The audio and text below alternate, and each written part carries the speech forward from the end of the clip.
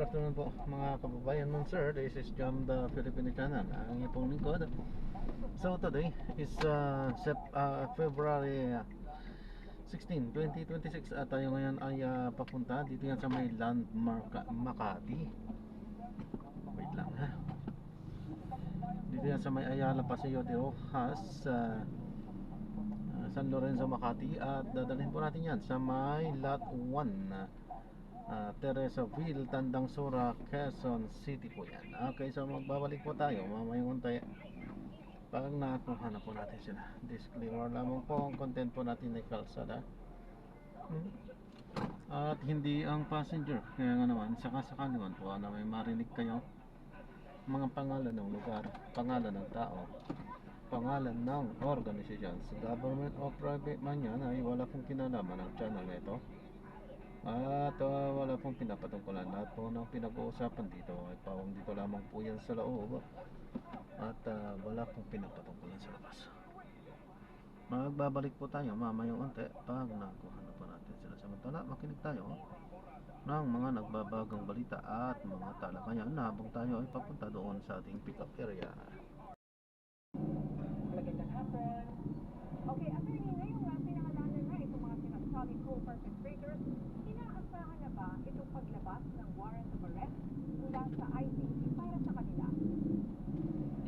Well, hindi po automatic ang warrant, pero kung kami, gusto sana namin magkaroon na ng warrant of arrest.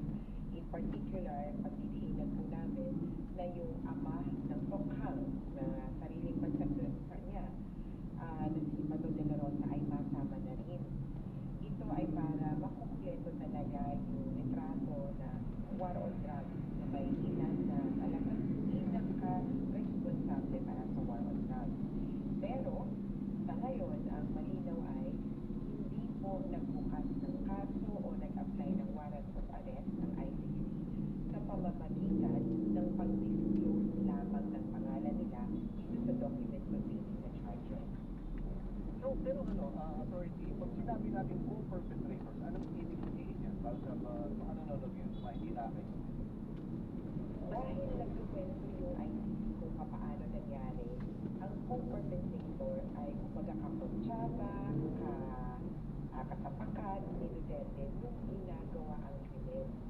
So, ganun po yung natin, kumbaga, taking us back in time. Nung ginawa ang krimen, ito ang mga kasali niya, itong mga kasama niya, itong mga tumulong sa kanya para gawing epektibo itong war on drugs.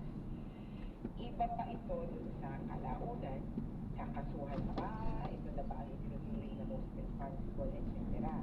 Iwalay ng proseso po yung mangyayari bago mamatawag na co-accused o kaya at iba naman din yung paraan ng participation yung matawag kang co-conspirator. Kaya iba-iba po ang mga termino yan. Sa ngayon, ang gagamitin po natin ay co-perpetrator o kasama niya yung ginawa. Okay, iba rin yung co-accused, tama ka, Iswila. Oo, at saka yung isa po, co-conspirator. Oo. Nag-meeting kayo kahit paano nag-usap-usap. Mukhang dito sa kaso ni Duterte, ang kanilang pananagutan ay hindi lang isipin na parang magkakasama kayo sa act of one is the act of all. Iba-iba ang naging role nila, iba-iba ng gampanin, may sariling task, kumbaga, yung nasa grupo nila. Pero gusto pag yung minention yung attorney, ay hindi nakamabigat o siguro yung co-accused. Pero ito co-perpetrator, parang kung sa tatong minention yung siya yung pinaka-weak. Tama ba? Hindi pa nga.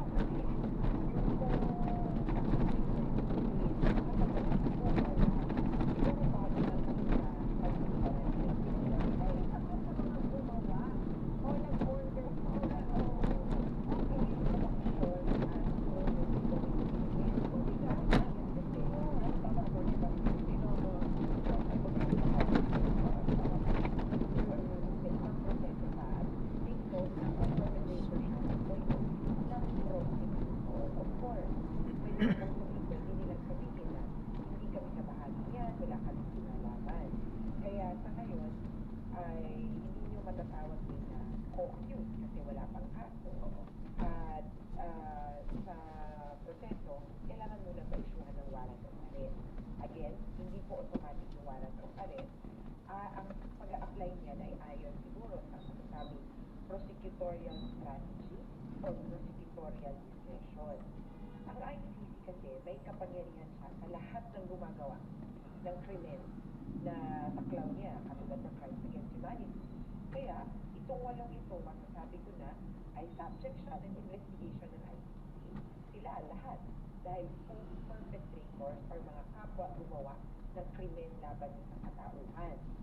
Pero, ang proseso ng pagpili kung sinong tao ang kakasuhan sa ICC, a-applyan ng warrant of arrest, ma-issuehan ng warrant of arrest, at kalaunan, hulihin, marami ang factors patungkol dyan. Ang ICC sabi nila, mag-focus na sila sa most responsible. For example, si Justice Aguirre, parang sinasabi niya kanina, nakikinig ako, sabi niya, bakit raw siya co-perpetrator? Gayong, ang trabaho lang daw niya ay parang naging abogado raw. Yan, ni dating Pangulong Duterte, nung mayor pa siya, at nung presidente, at pati parang kanina nakita ko nga, abogado siya nung mga pinakusahan allegedly dun na parte ng Davao Air Force. Alam nyo, parang iba din naman yung sa pananaw ng ICC, Office of the Prosecutor. Ang hawak nilang dokumento ay patungkol sa mga hindi lang pagiging abogado, kundi pagsigurado. Kasi pag naging abogado ka, parang ni-request ka lang na, can you represent this? Pero yung iba mo yung katikit ka talaga at ikaw ang nagsisigurado na walang makakasuhan o lahat makakalusot dun sa mga gumawa ng krimen. At hindi siya simpleng kinakasuhan dahil siya ay Secretary of Justice, kundi dahil siya ay galing sa Davao, inuluklok bilang Secretary of Justice, precisely para siguraduhin, ipagpatuloy na siguraduhin, walang mananagot. May statement attributed to former Secretary Aguirre na sabi ng prosecutor, kapag isinama mo sa statement si Bato, at isinama mo sa statement si Duterte, sa pangkalahatan, ang ibig sabihin o ang feeling ng simpleng mamamayan, pwedeng pumatay ng tao sa konteksto ng war on drugs. Kung sakali ba, attorney, ito pinag-usapan namin kanina ni partner Bago Mere, kunyari, itong mga co-perpetrators na to ay, kunyari, biglang sabihin ay willing sila maging parang, dito sa Pilipinas may ganun parang star witness or whistleblower. Dito sa ICC may ganun din ba? Walang gano'n na, di ba yung mga star witness, mga shade? Ito yung kahit whistleblower. I mean, papalitan sila, pwede yun. Walang ganong konsepto yung ICC. Mas Hindi pwede. meron pa, nakadikit ay insider witness. Insider dahil galing siya sa loob ng hierarchy, galing siya sa loob ng grupong di umano gumawa ng krimen. Insider dahil alam niya kung ano yung kalakaran doon sa pag-uutos. Pero, ito, wala pong immunity na ino-offer ng basta-basta sa mga ganong klaseng witness. Hindi porque nagbibigay ka na ng testimonya, hindi ka nila kakasuhan. Kunyari, example na lang, baka ma-offend naman si Senator Bato, pero kunyari si Senator Bato, iniisip niya magbigay ng testimonya sa ICC na isa din namang challenge ko. Hindi po ibig sabihin ay pawawalang visa o papawalang sala siya. Posibleng bumaba siguro ang kanyang penalty. Pero hindi po nito mabubura yung ginawa niyang krimen kung siya ay isa sa mga most responsible. Hindi bibitawan ng ICC standard na ang most responsible ay dapat managot. Okay, ano naman po ang ibig sabihin nitong tinatawag na indirect co-perpetrator? Yung indirect, ibig sabihin lang, hindi sila yung gumawa ng mismong crimes against humanity in the act of murder. Hindi sila, kung malapit ng gatilyo, hindi sila ang nandoon sa killing field.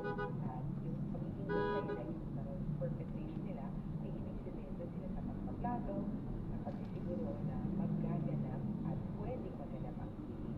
Ano para after? Kumbaga sa atin. Hindi nga mastermind. Mastermind. Oo.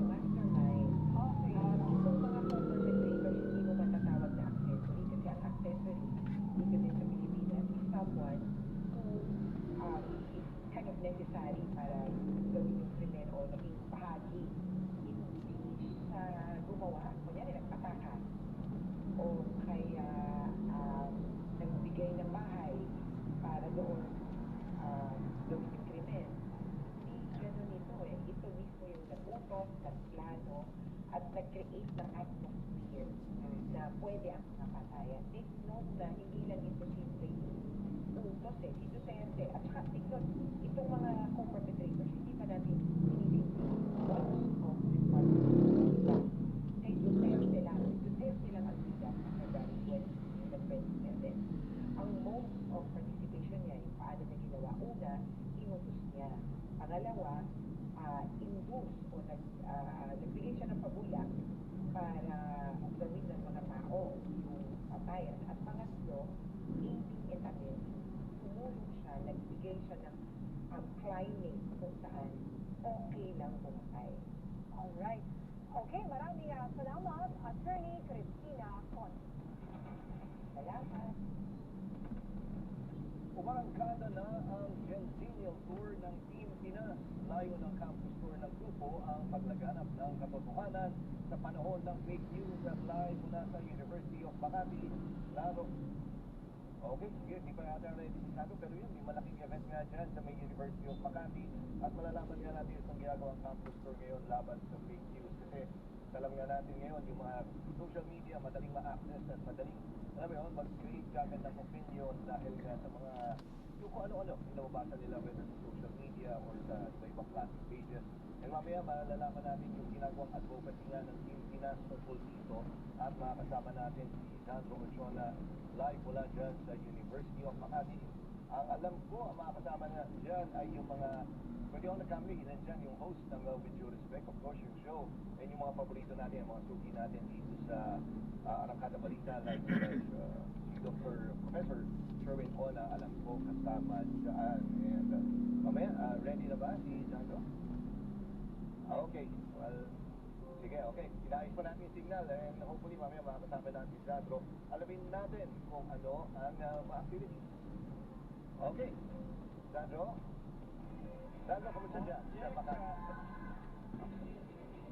Jack, at least yan nilalabanan dito ang fake news sa mamamagitan ng pag-post may negative news din tungkol sa West Philippines. Ano pa ngayon na ay nakakuha ang isang post? Kahit taga-Pasig, sinadya pa sa University of Makati ng coordinates ni Rain ang Centennial Tour ng Team Pinas. Higit niya, karapatan ng mga kabataan na makialam sa politika, lalo't magiging siya pagka-graduate. Kasi Pilipina ako and nandito ako sa bansa and bilang mamayan and siyempre andit kasi ako magiging guro, nandun ako sa point na gusto ko malaman kung ano nangyayari sa bansa ko at pwede ko may ambag. Rotro pa sila nakaupo ng kanyang mga kasamang ordmates. Pagpasok pa lang namin, nag-quiz na kami and ang daming about social related na ayun nga, nakatop 1 pa nga siya dun sa quiz, diba? Ang kabataan dapat tayong kailam, hindi lang sa sinasabi po kasi nila na puro politika, no? Hindi po malayo sa bituka ang pamumulitika. Ang politika, no? Ito po ay malapit sa araw-araw nating nararanasan sa buhay. Hindi naman nagpahuli ang taga-University of Makati.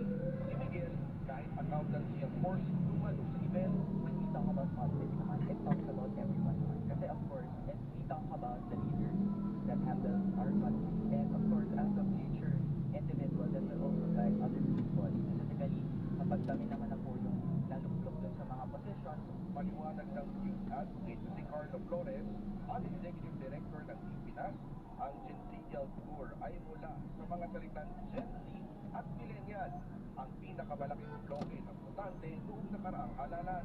Iniwala kami sa Pinas na mas maraming mga bagay na nabubuklot sa dalawang henerasyon na yun. Kaya set kanila apart. Kaya pinag-usama natin sila para magkaroon ng isang malakas na pwersa na napapabor. Hindi sa politiko, kundi para sa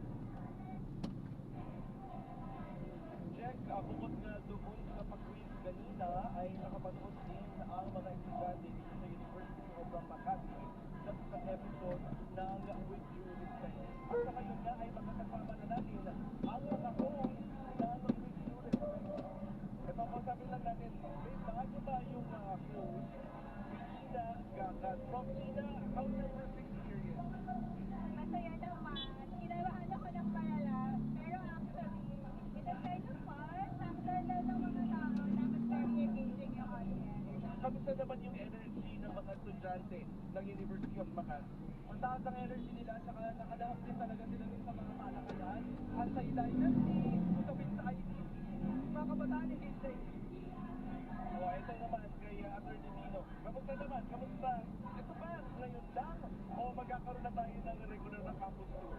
Well, we owe it to the Filipino youth na kailangan makasama sila sa diskusyon. Kaya balak namin umikot sa buong Pilipinas to make sure na kasama ang kabataang Pilipino sa usapan ng politika. Hindi sila saling kit-kit. Tandaan natin anim o pito sa bawat Pilipino kasama na bumoto sa 2020 presidential. Kaya kailangan ikutin sila, pakinggan natin sila, isama natin sila sa diskurso. O, sa ngayon nga, Jack, ay ini-enjoy na ng mga estudyante itong music concert. Kaya aabangan natin yung iba pang mag-iikot sa iba pang mga eskwelahan, sa iba pang mga region dito sa ating bansa ng Pilipinas kasama ang Pilipinas. Kaya na latest mula dito sa Makati, balik sa inyo, Jack. Okay, maraming salamat, Sandro Ochona. Isinusulong sa Kamara ang panukalang mabigyan ng monthly pension ang mga nakatatandang mga magsasaka. Sa ilalim ng House Bill 7663 or Comprehensive Farmers and Social Protection Bill, ang magsasakang mahirap o may kapansanan ay isinusulong na mabigyan ng buwanang pensyon. Hindi kasi sila pasok sa umiiraw na retirement system ng bansa. Itinutulak ito ni latest First District Representative Martin Romualdez. Pangunguna nito ng Department of Agriculture at Department of Social Welfare and Development. Mabibigyan ng 3,000 monthly pension ang mga eligible farmers. Ayon kay Congressman Romualdez, maraming magsasaka kasi ang nagtatrabaho pa rin kahit lagpas na sa retirement age. Malaki ang tiwala ng palasyo na maipapas. Magandang gabi, Pilipinas. Simulan natin ang balitaan sa Manumalyang Flood Control Project. Not guilty plea ang inihain po ng Bendigan Bayan 3rd Division para kay dating Senador Ramon Ong Revilla Jr. matapos siyang tumangging magpasok ng anumang sagot ng pasahan ng sakal sa kasong malversation of public funds ngayong Lunes. Kaugnay ito na umano'y Ghost Control o Ghost Flood Control Project dyan sa Pandi, Bulacan. Inimbitiga naman ng Office of the Ombudsman ang posibleng pagkakasangkot ng kontraktor na si Fernie Vizcaya kaugnay ng manumalyang proyekto sa Davao Occidental. Nagpapatrol, Job Manahan.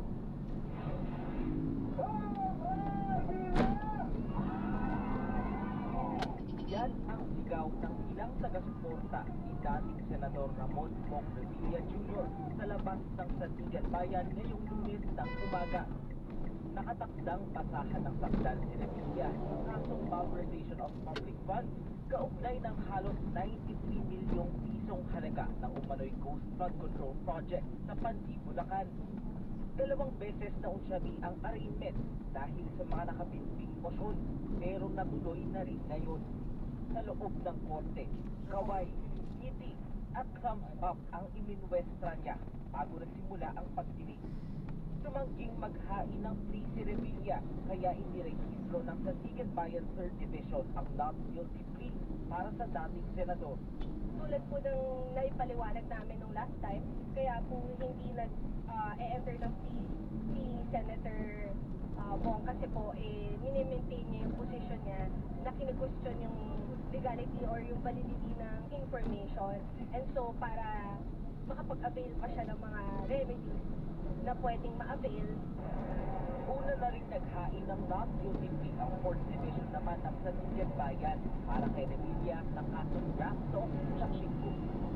Not guilty naman ang inihain ng kanyang mga kapwa akusadong taga-DPWH sa parehong kaso. Pinayagan naman ng 3rd Division na dumidinig sa kasong malversation ang hiling ng leave of court ni Revilla at Mendoza. Ibig sabihin, pwede silang mag-file ng motion for reconsideration sa resolusyon ng Ombudsman para sa re-investigation. As we have maintained, meron pong violation po ng due process sa parte ni Senator Bong. So, hindi po siya binigyan ng sapat na pagkakataon para matanggap ang mga dokumento. Yung binanggit namin dati na may higit kumulang 700 pages na complaint na hindi siya na-furnish. Yung mga charge na umabot sa korte, hindi yun yung charge na lumabas doon sa ombudsman level. Kaya humihingi siya ng pagkakataon na harapin itong mga charges na ito na hindi pinasagot sa kanya dati. Batay sa resolusyon, mayroong 60 araw ang Office of the Ombudsman para resolbahin ang motion ng dalawa. Hindi po namin alam kung ano definition nila. Pero sa amin, binigay na namin lahat at sinunod po namin lahat ng patakaran po ng ombudsman para po ibigay yung opportunity sa kanila para sumagot. At yun po ang kahulugan ng due process. Nakatakdang magsimula ang trial sa malversation case ni Revilla sa March 6. Sa February 23 hanggang 27 naman ang preliminary conference.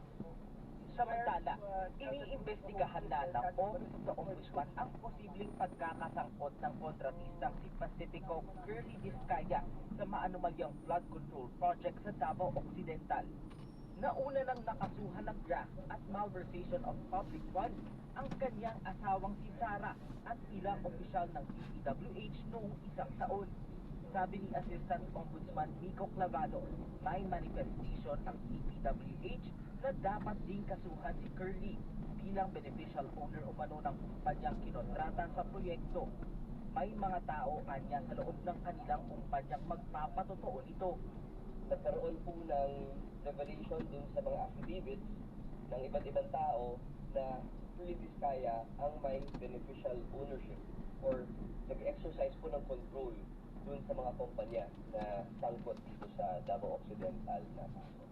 Sila po ay umuutos or nagbibigay ng mga instructions sa mga tao doon sa kumpanya, exercising dominion over the company essentially. Dahil dito, isa sa ilalim siya sa preliminary investigation. It will be up to the panel of prosecutors para makita kung meron ba talagang kinalaman si Curly Vizcaya. I cannot speak for the panel as of right now dahil dadaan pa po yan sa proseso. Nananatiling nakadetine sa Senado si Curly kaugnay ng investigasyon sa mga maanumalyang proyekto. Sabi ng Ombudsman, bibigyan nila ng pagkakataon si Curly Vizcaya na sagutin ang mga bagong alegasyon laban sa kanya bilang bahagi ng due process. No comment naman muna ang tugon ng kanyang abogado nang tanungin tungkol sa issue. Job Manahan, ABS-CBN News. Nagpalabas ang Manila Regional Trial Court Branch 52 ng Precautionary Hold Departure Order o PHDO laban kina Senador Jinggoy Estrada at mga kapwa-akusado sa ilang kaso kabilang ang plunder kaugnay pa rin ng flood control scandal. Kasama ni Estrada ang binigyan ng PHDO ang mga dating opisyal ng DPWH na sina dating Secretary Manuel Bunoan, Undersecretary Roberto Bernardo, Gerardo Pulencia at Henry Alcantara. Base sa desisyon, mayroon umanong probable cause na posibleng umalis ng bansa ang mga respondents para makaiwas sa pag-aresto at prosekusyon. Sa isang pahayag, sinabi naman ni Justice Spokesperson Attorney Polo Martinez na nakabinbin pang preliminary investigation sa mga kasong plunder, graft, direct bribery at corruption of public officers laban kay Estrada. Natagpuan ang putol-putol na katawan ng lalaki sa loob ng isang drum sa Binondo, Maynila. The Paw Patrol, Dennis Zaku. Sa selyadong plastic drum na ito, nadiskubre ng mga nangangalakal ng basura ang pinagputol-putol na katawan ng isang lalaki. Ayon kay Christina, iniwan ang gatas ng pinasilbo na inutusan umano ng mga lalaking sakay ng isang puting van na itapon pasado alas 7 itong linggo ng gabi. Sakay ng kariton, iniwan ang pinatilyong si Arias Dodong ang drum sa harap ng Delpan Sports Complex sa Binondo, Maynila. Sabi daw, patatapon dahil ano daw, huwag daw buksan, chemical daw laman nun. Expired na. Pagtapon dito, tinaob niya lang kasi mabigat, di niya kaya. Tinaob niya lang, binuksan niya yun nung kasama namin. Pero isang nangangalakal ng basura ang nagpiling buksan ng drum na selyado ng mga packaging tape at doon nadiskubre ang chop-chop victim.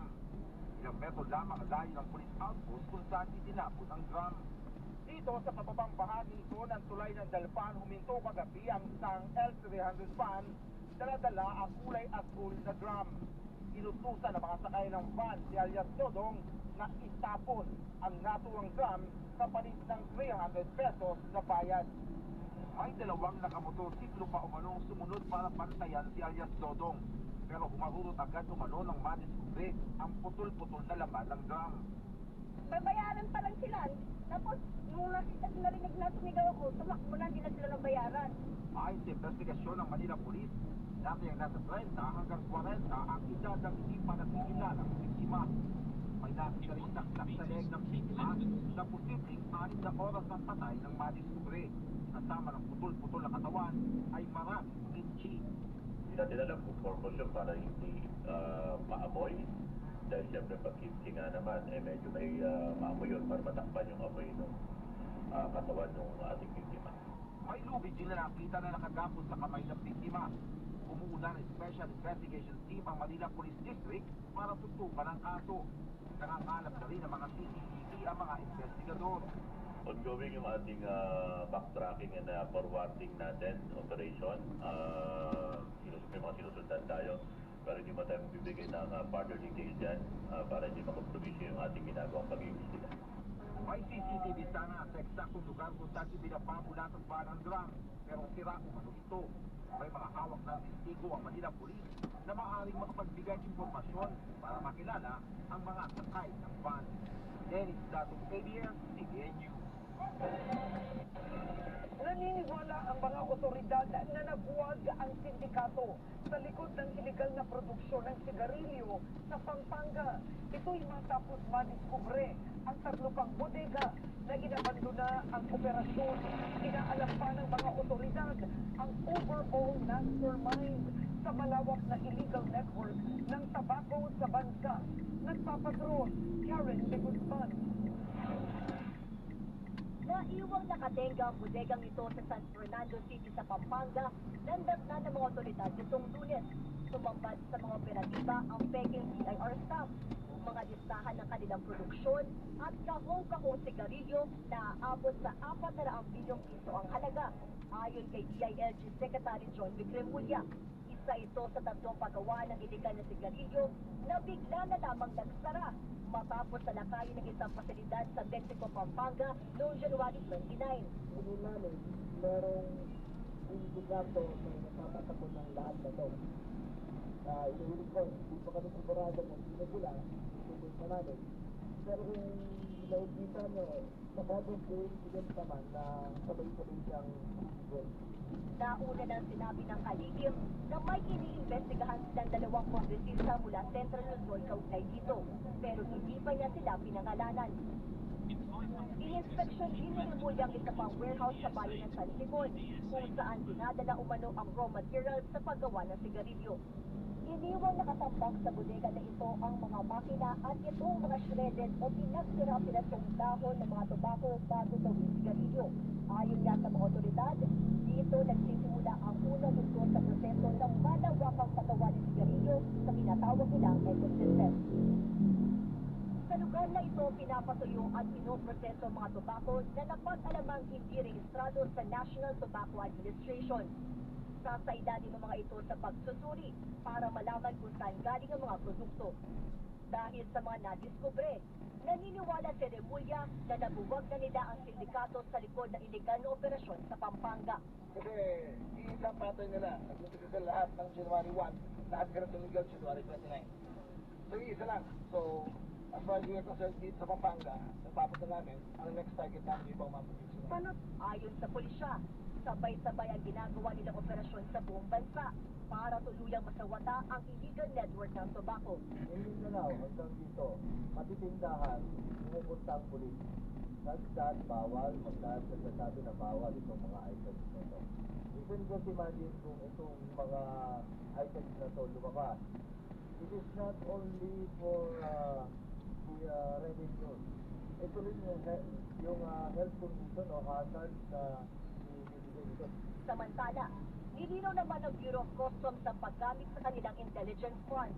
Kasunod ng pagkwestiyon ng isang mambabatas kung papaano nila ito ginagastos sa gitna ng problema sa iligal na kalakalan ng tobacco. Paliwanag ng BOC, hindi lamang smuggled cigarettes ang binabantayan ng ahensya. Kasama dyan ang petroleum, kotse, and so on and so forth. At pag pinagsama-sama nyo rin lahat ng track record from January to December 2025, more than 400 different blocks. Pinahuli na natin ng mga value ng mga smuggled items. Nagbabala ang DILG sa iba pang gumagawa ng iligal na operasyon at nagpoprotekta umano sa mga ito na hahabulin sila ng batas. Karen de Guzman, ABS-CBN News. Tuloy ang operasyon ng Department of Transportation Special Action and Intelligence Committee laban sa mga sasakyang iligal na dumadaan sa EDSA busway. Kabilang na rito ang mga ambulansyang wala namang re-respondehang emergency. Nagpaalala rin ang mga otoridad sa posibleng panganib ng hindi otorisadong pagdaan sa EDSA busway. Nagpapatrol, easily.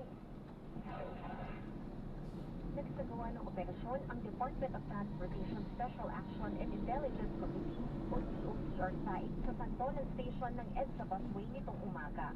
10 motorista ang nahuling dumaan dito, kabilang na ang 2 ambulansyang hindi naman rumeresponde sa emergency.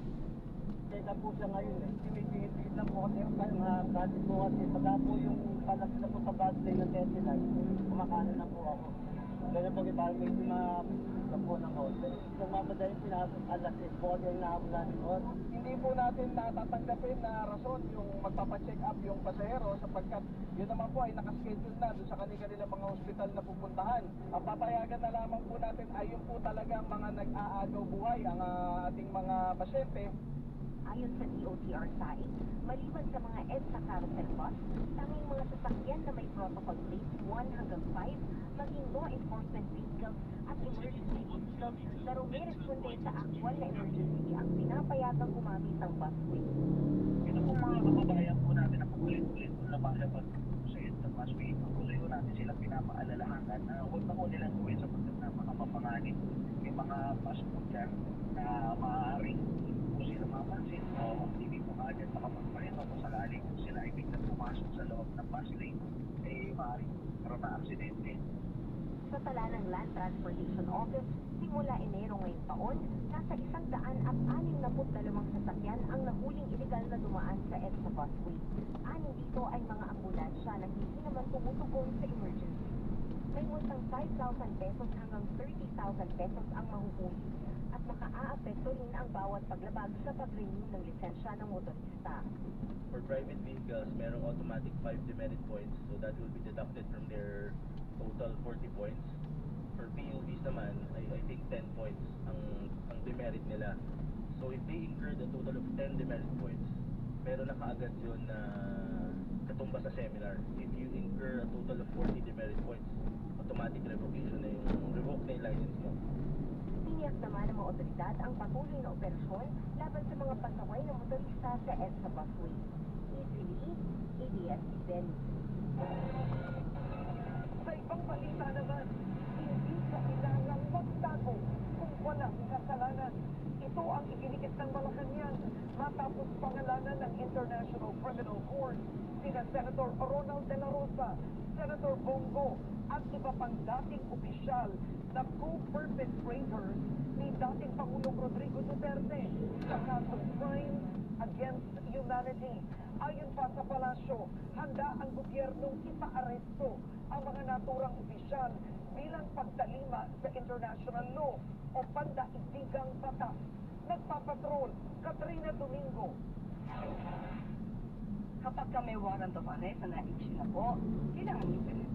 Ito ang direktahan sa ng kalakayan ng pag-ibig kung ipadadapit ba ng Pilipinas sina dating PNP Chief at ngayon Senador Ronald De La Rosa, Senador Bongo at ang sa iba pang opisyal na pinangalanan ng International Criminal Court bilang co-perpetrators o mga tumulong kay dating Pangulong Rodrigo Duterte na pinapawag sa sistematikong pamamaslang sa umano'y mga kriminal at mga illegal na droga noong nakaraang administrasyon at noong Mayor Pasi Duterte ng Davao City.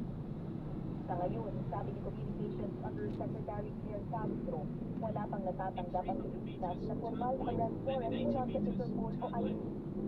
Pero may mensahe siya sa mga nabanggit na opisyal. Hindi po kinakailangan magtago kung alam po nila na sila'y walang kasalanan, humarap sila at maging matapang sa mga maaaring proseso. Sa ngayon, wala pa po dahilan para sa ipatayan dahil wala pa po nare-receive ang gobyerno ng warrant of arrest. May panawagan rin ang palasyo sa mga taga-suporta ni Duterte at kanya umanong co-perpetrators. Hindi po dapat i-encourage ni naman na magkagulo kung nag-isipin lamang po ng valid warrant of arrest. Magsasabi screen natin batas at nakikipag-cooperate din po tayo sa internet. Matagal nang pinupunan ng kampo ni Duterte at mga kaalyado niya ang anilay pagsuko ng Administrasyong Marcos sa mga Pilipino sa ICC, imbis na litusin sa Pilipinas. Merong indikasyon ito ang desisyon ng administrasyon ni Pangulong Ferdinand Marcos Jr. upang makiyak na hindi makakaluan ng pamumulitika ang pagiging sa dating Pangulo. We also have a law that allows the government to surrender the alleged defendants to the International Criminal Court. Hindi ba mas maganda kung korte na hindi na-influensyahan at hindi masasabing namumulitika ang siyang didinig para walang masabing manalo man ang dating Pangulong Duterte, walang masasabing. Nauna ng pinagulaanan nito ang mga alegasyon, tinawag niyang walang basihan, hindi patas at walang kinalaman sa kanyang trabaho bilang aide ni Duterte. Sabi naman ni dating Justice Secretary Vitaliano Aguirre, wala siyang balak takbuhan ang kasong maaaring kaharapin sa ICC. Kung magtatago kailanman, nandito lang ako. Of course, I'm going to present legally kung ano man ang magagawa. Like asking the Philippine courts to prohibit my trial sa ICC because I believe it is not in accordance with our law. Sinisika pa rin ng ABS-CBN News na makuha ang panig ni Senador Ronald De La Rosa. Sa Nobyembre pa huling nakita sa Senado matapos i-anunsyo ni Ombudsman Jesus Christine Remulla na nakakita sa ng kopya ng arrest warrant laban sa unang PNP chief ni Duterte. Muli namang iginiit ng ilang mambabatas ang naunang sinabi ng liderato ng Senado na hindi pwedeng daktin sina De La Rosa at Co habang may sesyon. Wala pa namang inilalabas na mga dokumento that would set certain processes in motion, pero kailangan namin harapin as an institution at the proper time. Dinipensahan naman ni Senate President Pro Tempore Panfilo Lacson ang naunang pahayag na dapat idaan sa korte sa Pilipinas ang anumang ipagtutupad sa arrest warrant galing sa ICC o iba pang korte sa ibang bansa. Ayon kay Lacson, nais lang niyang protektahan, hindi ang kanyang mga kasamahan, kung hindi ang legal na proseso sa bansa na nakasaad mismo sa saligang batas. Partikular ang solusyon tungkol sa hindi makatirang warrant sa pagkakanuhok o pagdakip. Ipinapaubaya rin ni Lacson sa Korte Suprema ang pagbibigay linaw sa naturang solusyon. Sabrina Domingo, ABS-CBN. Nagsampa ng reklamo ang beauty queen at actress na si Michelle V laban sa online influencer na si Sian Gaza kaugnay sa pagpapakalat umano nito ng mali at mapanirang impormasyon tungkol sa kanya. Dumulog si V sa Cybercrime Division ng National Bureau of Investigation ngayong Lunes sa umaga para personal na ihain ang kanyang reklamo. Tungkol umano ito sa ilang social media post na nagsasabi, umalis siya ng bansa. Kinabulaanan ito ni V. Sinabi naman ng NBI na daraan sa authentication at preservation ang naturang post. Itinuring naman ni Gaza na estratehiya ni V ang pagsampa ng reklamo laban sa kanya para maiigit ang atensyon ng publiko sa kinasasakutan niyang issue sa umano'y pambubugbog at illegal detention sa driver ng aktres na si Rian Ramos. Ayon po sa NBI, ipatatawag sina V at Ramos sa naturang kaso sa mga susunod na araw. I know I'm on the right side of this. I know that again, now I put my trust in our system and I know that nalabas naman po ang kailangan ko. Ipinagutos na ni PNP Chief General Jose Melencio Nartates Jr. ang malawakang manhunt laban sa lalaking bumaril sa dating beauty queen at school teacher na si Lulet Jane Ramilo de Guzman sa San Manuel, Isabela. Ayon po kay Nartates, inatasan na rin niya ang pamunuan ng Police Regional Officer at gumawa ng mas malalim na investigasyon para matukoy ang motibo sa pagkakas at para mapabilis ang pagkilala at pag-aresto sa mga responsable sa krimen.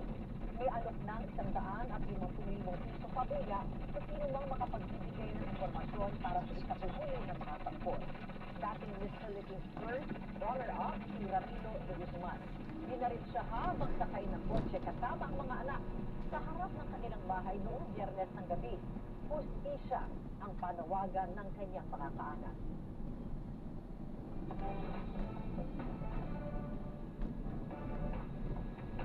Reaksyon ngayong taon ng Fire Horse. Ano naman ang payo ng mga feng shui experts? Hindi pinahagi ng ilang feng shui experts sa mga dapat na gawing pagbabago sa loob ng bahay na maaari-ariang makaakit ng swerte. Naglatag din sila ng forecast para sa taon ng Fire Horse na sinasabing may hatid na enerhiya ng tapang, bilis at pagbabago. Nagpapatrol, Ana Cerezo. Fierce, fast, strong, and transformative. Ganito inirawan ni feng shui expert Carites Alex ang taon ng Fire Horse. Ayon sa kanya, challenging ang taon para sa News Darat at Horse. Good year naman financially para sa mga nasa industriya ng artificial intelligence. Pero, kahit sino maaaring makatulong sa pag-akit ng pera ang pagdagdag ng water element sa loob ng bahay. If you want money, make sure that the water is flowing. It's not a stagnant water. You can put water in the east, you can put it in the southeast, north.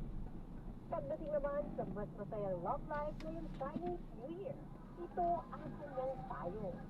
Mandarin ducks, mystic nuts, you can put it in the southwest sector of your home or bedroom.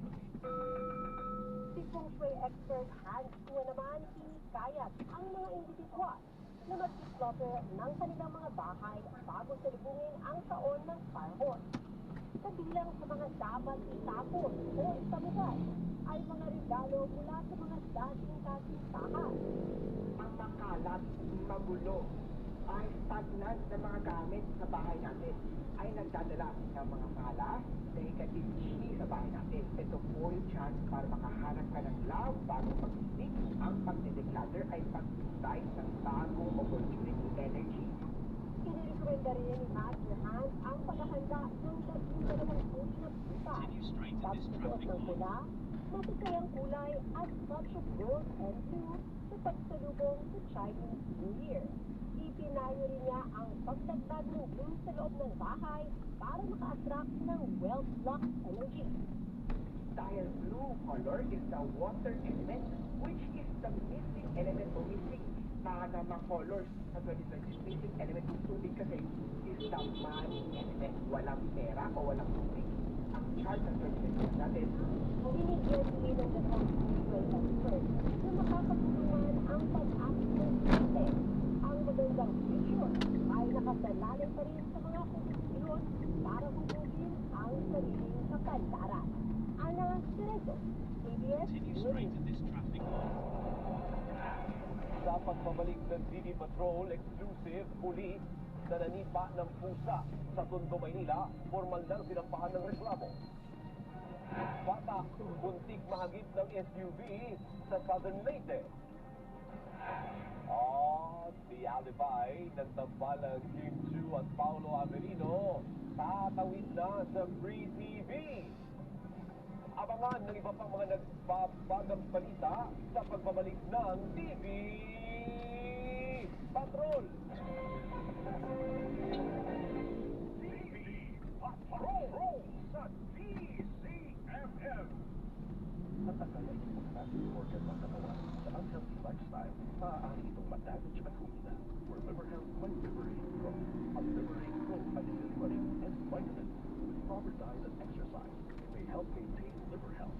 Ang Liberate Pro ay maaaring makatulong sa treatment ng chronic inflammatory conditions tulad ng fatty liver.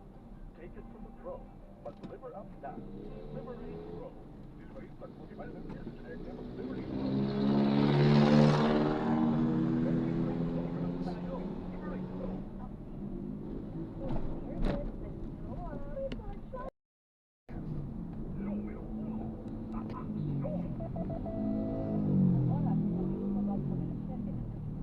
oras sa istasyon ng Playtime Entertainment.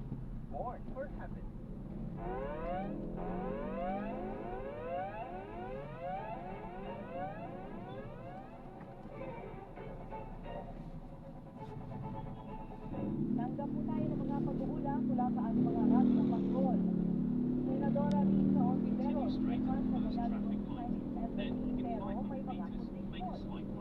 ito ang balitang kumpirmado sigurado mula sa Senado Radyo Patrol Robert Mano. Robert. Bumati si Senator Wilson Severo na halos natayag po ng Chinese jet, pero may pinapondisyon mahalagaan niya na Alex Broker on at ang kanilang kausapan. Dapat din niya na tumunod sila sa gawin at tulog sa International Convention dahil ang Vienna Convention na nag-aata dapat respeto ng mga embahada ng Philippine country. Niya kinalani at nagupay ng Pilipinas sa dahil. Sabi ni Severo, kung matusunod ng mga ito ay maaari na rin konsidera ang dayag. Yan ang balitang kumpirmado, sigurado ito. Sa Radyo Patrol, Robert Mann, CNN. Maraming salamat, Radyo Patrol Robert Mano. Samantala, Antipolo Councilor L.J. Sumulong umatras na sa pagtakbo bilang congressman sa special election sa district ng Antipolo City. Narito naman ang balitang kumpirmado, sigurado mula kay Radyo Patrol Lord Garner Job. Ay, iniyanosyo ni Antipolo City Councilor Lord noong nahihinyan noon ang pagtakbo sa pagkakongressista para sa second ng lungsod ng Antipolo para sa gagawing special election sa March 14. Sa kanyang Facebook post, sinabi ni Sumulong na nabuo ang ito matapos ang konsultasyon niya sa kanyang pagdito. Ang National Business Coalition at Antipolo City Mayor Danan ako pinag-aangkat na makuha ang pinapakasyon ng kanyang ama na si Romeo Angkong. Naniwalaan niya sa naging mahalaga ang kasabayan ng pamahalaan, win-win sa serbisyo at pagkakaisa ng o kaysa anumang political na ganyan dahil ito na lang ang maglalaban-laban at sa eleksyon sa Pilipinas ng Antipolo City para sa hahalin na pumanaw na si Representative Romeo Angkong noong Siyempre. Yan ang balitang kumpirmado, sigurado ito ang Radyo Patrol Tom Gardner, SF. Maraming salamat, Radyo Patrol Tom Garner. Manatiling nakatutok sa PCMM Radyo Patrol sa Expresa at PCMM Teleradyo. Ako po si Aileen Tareja. Basta may nangyari, nakareport agad sa Daily CNN. Radyo Patrol sa Expresa. Ang oras, 1 minuto makalipas ang 7 ng gabi. Oras sa inyo ng Playtime Entertainment. Born for Happiness. TV Patrol sa PCMM. Ang programang ito ay nandito sa inyo ng Flemex for Kids. Mommies, agapan na galawang at lemang nakatara. Pambatang lagundi, Flemex. Mula sa number 1, Smart Dishwashing Base. Galing-galing Smart dishwashing base ko. Dito kulang na masebo, natawag na zero.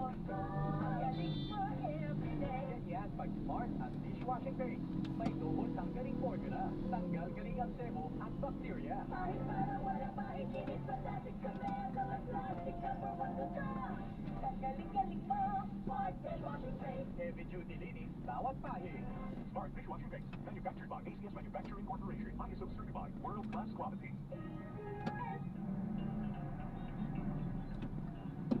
Lalo ngayon mag-traffic sa kalsada na mainit. Ang pinigil balita, PCMM, Radyo Patrol sa Expresa. Una sa balita, una sa public service. TV Patrol sa PCMM at PCMM Teleradyo.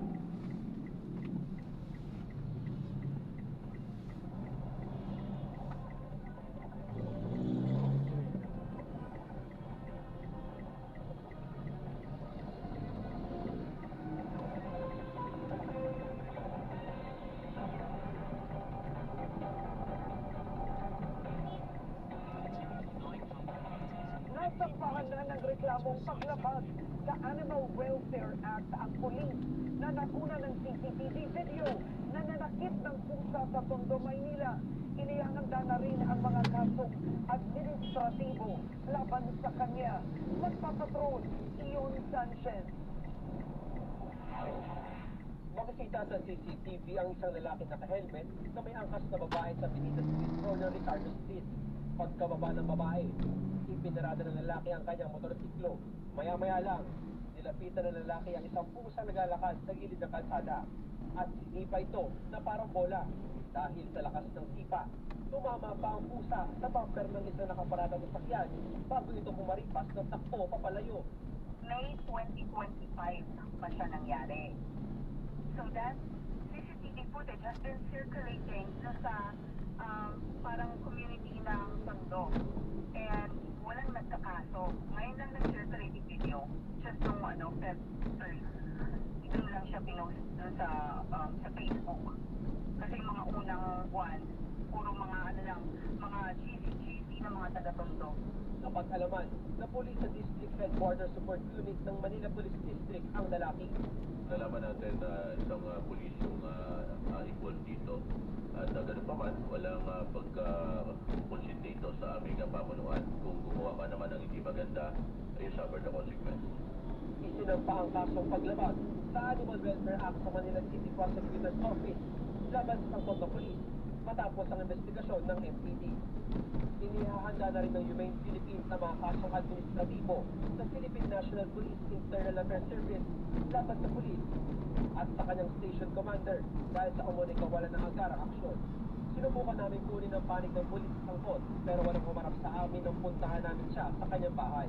Ayon sa Humane Philippines, nasa kanilang kustodiya na ang pusa at kasalukuyang inaalagaan ng isa nilang rescuer. Iyon Sanchez, ABS-CBN News. Nakaligtas sa kapahamakan ang isang batang tumatawid sa kalsada matapos sa butik mahagip ng sports utility vehicle sa Libabon, Southern Leyte noong Webes. Sa CCTV footage, tumawid sa lansangan sa barangay Makasan ang paslit matapos tumaan ang isang bus pero hindi niya nakitang paparating din ang SUV dahil natakpan ito ng bus. Mabuti na lang at naiwasan siya ng naturang sasakyan. Ligtas naman ang bata na nagtamo ng ilang galot sa katawan matapos madapa sa ulap. Bumaba rin ang driver ng SUV para kamustahin ang bata. Hindi na magsasampa ng reklamo ang mga kaanak ng bata laban sa driver. Muli namang nagpaalala sa mga magulang ang mga otoridad na laging gabayan ang kanilang mga anak sa pagtawid sa kalsada para tayo'y iwas disgrasya. Nagprotesta sa labas ng tanggapan ng Department of Justice ang mga kaanak at supporter ng dating OFW na si Mary Jane Veloso. Piling nila gawaran ni Pangulong Ferdinand Marcos Jr. ng clemency si Veloso na nakadetene pa rin sa Correctional Institute for Women sa Mandaluyong City. Giit ni Attorney Edwin de la Cruz ng National Union of People's Lawyers, walang nakabinding kaso sa Pilipinas si Veloso at walang dahilan para manatili siya sa CIW. Inilipat si Veloso sa jurisdiction ng Pilipinas mula sa kulungan sa Indonesia kasunod ng 14 na taong pagkakakulong doon dahil sa kasong drug trafficking. Nauna nang sinabi ng palasyo na pinag-aaralan ng administrasyon ang panawagang clemency ni Veloso kung hindi ito lalabag sa anumang batas o kasunduan sa pagitan ng Pilipinas at Indonesia.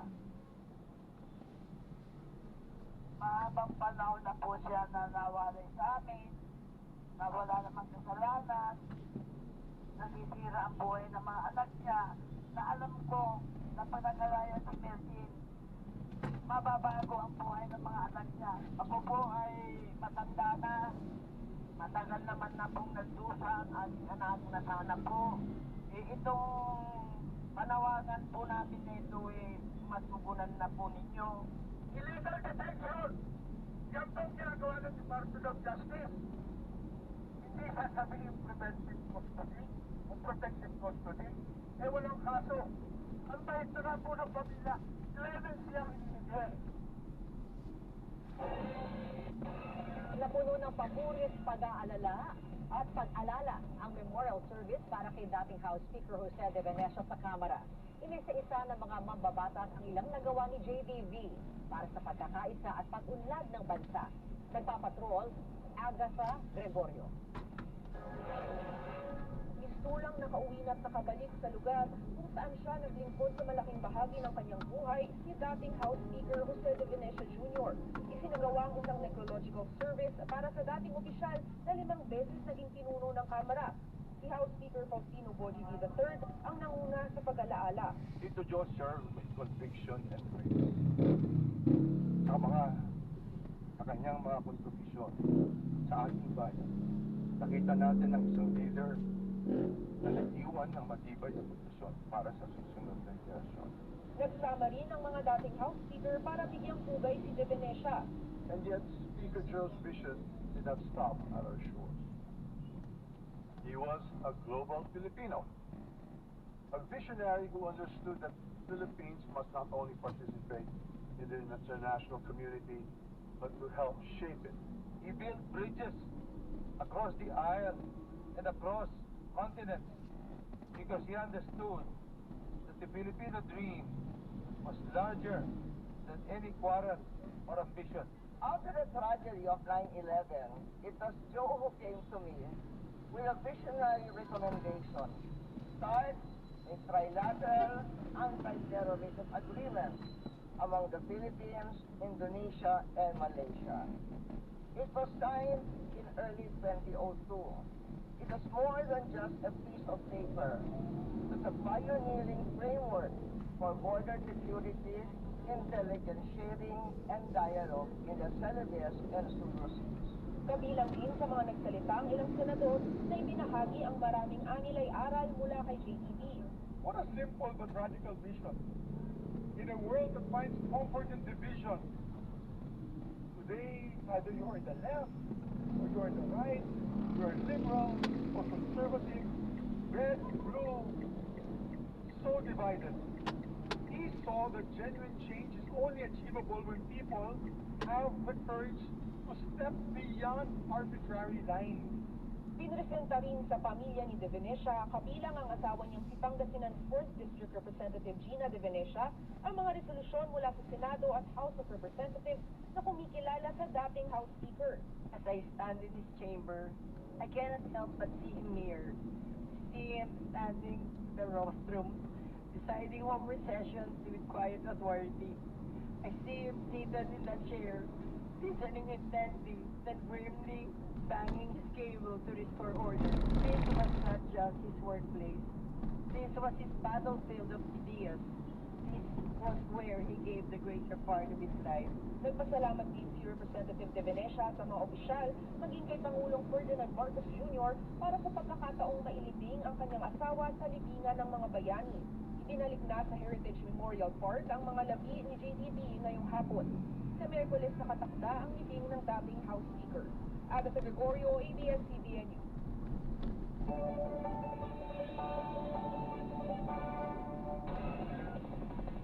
Alamin na po natin ang magiging lagay ng panahon mula kay ABS-CBN resident meteorologist Ariel Rojas. Ariel, parang umiinit na. Tapos na ba yung amihan at uulanin ba ang pagdating sa Chinese New Year? Alam mo, Alvin, may ilang lugar na makararanas ng pagulan bukas sa pagdiriwang ng Chinese New Year at tama ka, umiinit na pero hindi pa tapos ang amihan season. Tutuloy sa umaga, hindi rin gaanong malamig dyan sa may northern Luzon. Sa Latridas, Benguet, normal lang po yung lamig na 16.9 degrees Celsius habang 17.4 degrees Celsius naman sa katabing Baguio City.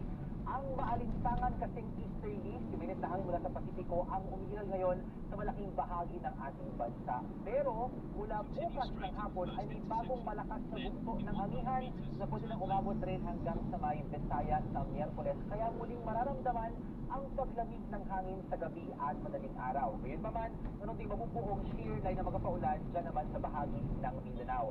Kahit may mga pagulan po, wala tayong inaasahang low pressure area o bagyo sa ating bansa ngayong linggo. Sa rainfall forecast ng The Weather Company para bukas, February 17, Martes, sa Luzon, magpaulan pa po ang easterlies sa umaga at tanghali dito sa may Cordillera at Cagayan Valley. Posible rin yung mga daraang ulan sa ilang bahagi ng Kabikulan, Calabarzon at northern Mimaropa. Meron din pong thunderstorm pagsapit ng hapon sa ibang bahagi pa ng northern Luzon, pero pagsapit ng gabi, halos wala ng ulan sa malaking bahagi ng Luzon. Sa Palawan, maghapong maaraw at mainit ang panahon at hanggang pagsapit ng gabi ay tuyo ang panahon. Sa Visayas, maulan sa umaga dyan po sa may southern Leyte, central parts ng Negros at maging dito sa may Bohol. Maghapon namang mainit maalinsangan sa ibang bahagi ng Kabisayaan, bagamat meron ding mga daraang pagulan. At pagsapit ng gabi, meron din kilat-kilat na mga pagulan dito po sa Samar, Leyte, Cebu at Negros. Sa Mindanao, uulan din sa umaga dyan po sa ilang bahagi ng Caraga sa may Surigao provinces at maging sa may Agusan. Mainit din sa malaking bahagi ng Mindanao pero may mga daraang ulan sa ilang lugar pa dyan sa Caraga, Northern Mindanao at Zamboanga Peninsula. At pagsapit ng gabi, maulan muli dito sa bahagi po ng Caraga region. Tayo naman sa Metro Manila, mainit pero may pagkulimlim. Ito ang Chinese New Year. Bagamat hanggang pagsapit ng gabi ay mababa ang tsansa ng pagulan. Kapamilya niyanig ng magnitude 4.8 na lindol ang Ilocos Sur bandang alas 9:30 ngayong Lunes ng umaga. Natala ang epicenter ng lindol sa dagat sakop ng bayan ng San Esteban. Naramdaman ang pag-inig ng lupa sa lungsod ng Vigan. Nagsilabasan ng hotel ang mga nagsiseminar na guro sa lungsod dahil sa paggalaw ng lupa. Nagsilikas din sa campus grounds ang mga mag-aaral ng St. Louis University Mary Heights Campus sa Baguio City bilang bahagi ng kanilang safety protocols kapag may lindol. Ayon kay Bayan Patroller Keziah Tinggaan, pinabalik din sila sa kanilang mga klase matapos ang ilang minuto. At ina-update sa lagay ng panahon, ako po si Ariel Rojas, yung iwantay at ingat sa pamilya. Susunod, Kalayaan Island Group gaano kahalaga sa mga Pilipino at sa soberanya ng bansa. At neutral ground, tiniyak sakaling matuloy ang debate nila dating Supreme Court Associate Justice Antonio Carpio at Senator Rodante Marcoleta. Tuloy-tuloy pa rin ang ating pagbabalita sa pagbabalik ng TV Patrol. Patrol sa DCMM at DCMM Teleradyo. Hatid sa inyo ng Playtime Entertainment. Born for happiness.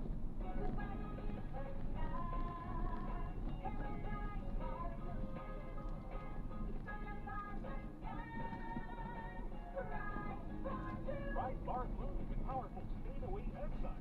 Malupit magtanggal ng lumit mancha pero di masakit sa kamay.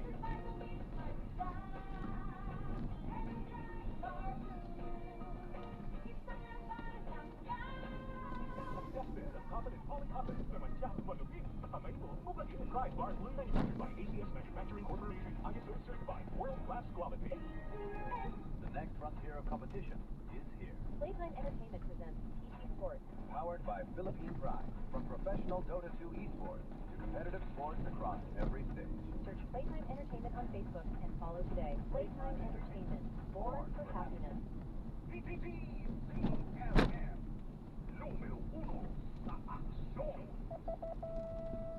Ang oras alas 7:17 ng gabi. Ang oras ay hatid sa inyo ng Flemex for Kids. Mami, aga sa magkaloobo at lemang nakabara. Ang batang lagundi, Flemex.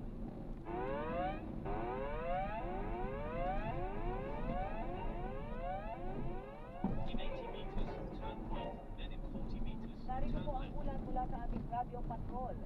Philippine Coast Guard nakarecover ng isang bangkay mula sa lumubog na MV Trisha First Week sa Basilan.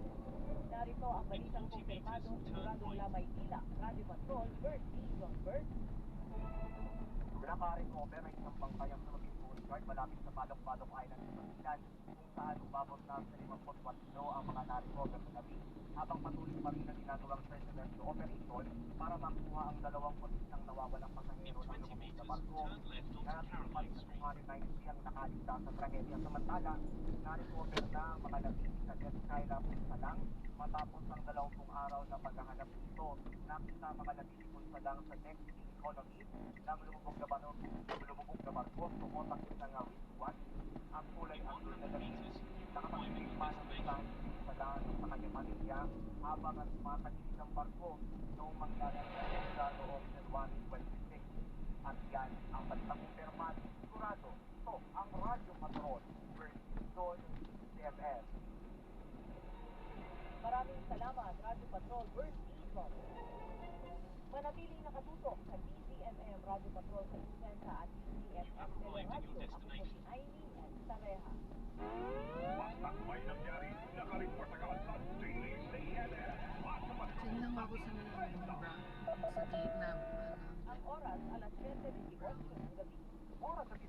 ng HCS Manufacturing Corporation, ISO certified world-class quality HCS. PPPCMM, numero 1 sa aksyon. Balitang kumpirmado, sigurado. Sa DZMM Radio Patrol Stage 30. Ingat ka. Lahat ng detalye, Kuya, maraming salamat ha. Hindi po, salamat po. Ingat kayo. Alam ko, medyo grabe ang traffic. Hindi po, ingat po. God bless po. Pasensya na rin po. Pasensya na, medyo na ano din ako dahil sa mga ganong traffic, talo po kasi kami. Sige po, ingat po. Salamat po. Dahil sa trabaho ko po ito mga. Salamat po. Salamat po.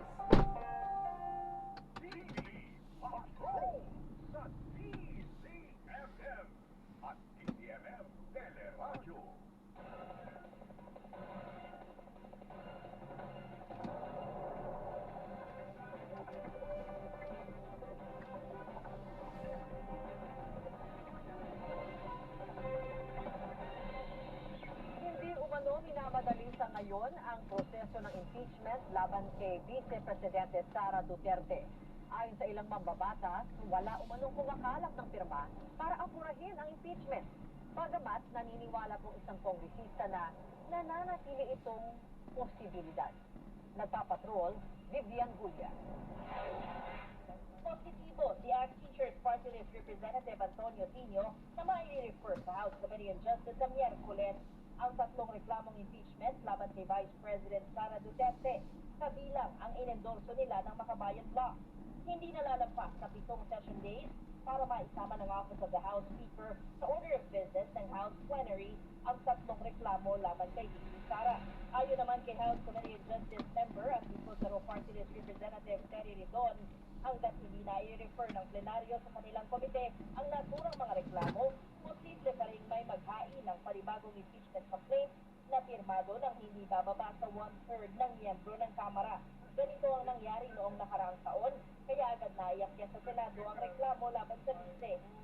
We have 7 session days left para po magkaroon ng express route to the Senate. So meron po 1/3 majority of all House members na pipirma po sa isang draft articles of impeachment. Expenditure. Sa ngayon, wala pa namang naririnig na Ridon at Inyo na kumakalat ng firma mula sa hindi bababa sa 1/3 o 105 na House members. As far as I Yan, know, paalam po. wala Dapat naman natin po sila. mga Salamat po. Grabe traffic. na 2 oras magpapirma na ng higit. 1/3. So, as far as I know, Paalam po. daraan ito sa